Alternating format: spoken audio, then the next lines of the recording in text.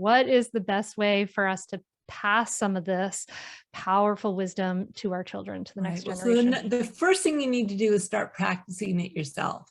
So maybe you're compassionate to your kids, but if you drop a glass and you say, oh, I'm such an idiot, you're modeling for your kid that that's the appropriate way to respond to mistakes. So there's two reasons why it's important to embody it. One is modeling. So the more you can model self-compassion out loud, verbally, the better, right? Because there's actually research that shows one of the ways we learn these dialogues is by observing them in others. But also because of our whole mirror neuron system.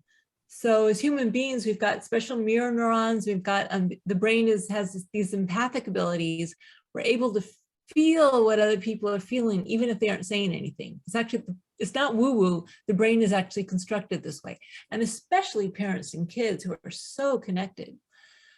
So one of the ways you can help your children be self-compassionate is when you give yourself compassion, just like you can get the stress. If your kid's stressed, do you feel stressed? You pick up their stress, you feel stressed.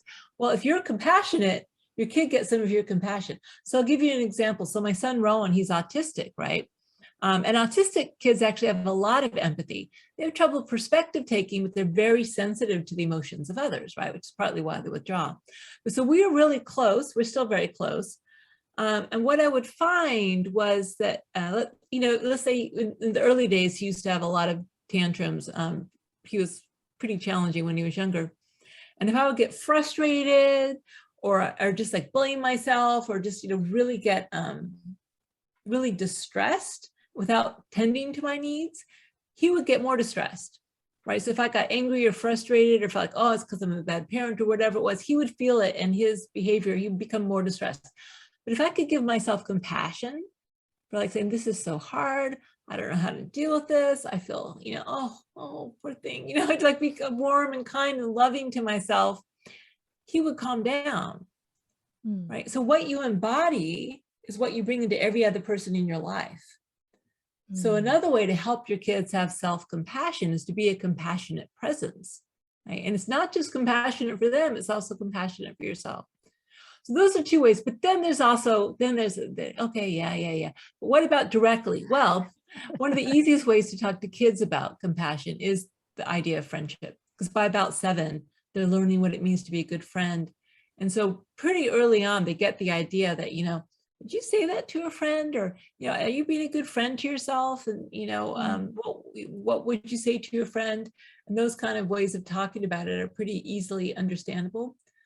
So for instance, we have a program for teens and they absolutely love it. They're desperate for it because they feel so alone and isolated. So having tools that remind them that they aren't alone and they're part of this larger human community are really, really effective with this group.